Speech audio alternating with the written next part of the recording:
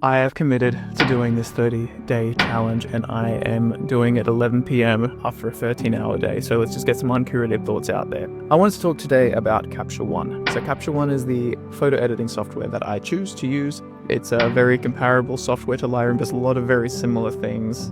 There are differences, but generally one-to-one, they are the raw conversion software for photos. Capture One has gone on record in the last couple of weeks with two press releases. The first one being that they're going to be implementing film negative scanning in the software itself, so you can tether directly into the software, get your film scanning DSLR set up, and just do it directly into Capture One. No plugins, no nothing. The other thing is they went on record to talk about their stance on implementation of AI in software. And it's a really interesting take because they are standing with forcing artists to still create first and foremost.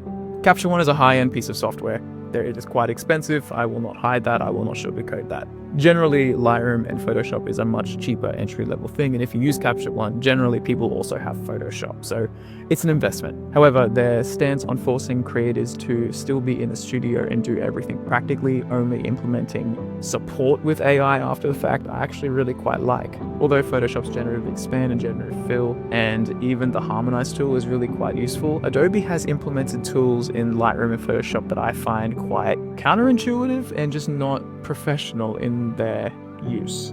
For example, Lightroom now has a image to video AI conversions built in, which I think is just insane. It's needless. It doesn't belong in that software. I don't know why it's there. However, Capture One for the AI implementation put retouching directly into the software.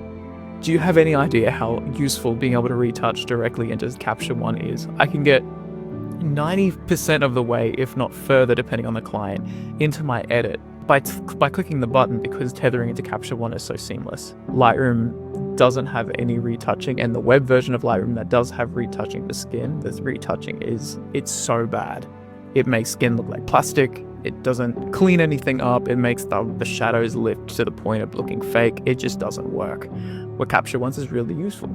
So between these two softwares and between these two companies, I urge you to look into how they're doing it and if it actually serves your process, because a lot of it seems like just tag on things that don't belong. Not that Lightroom is bad inherently, it's actually quite good to edit in Lightroom, but it's just some weird things going on. I don't really know how to make sense of it.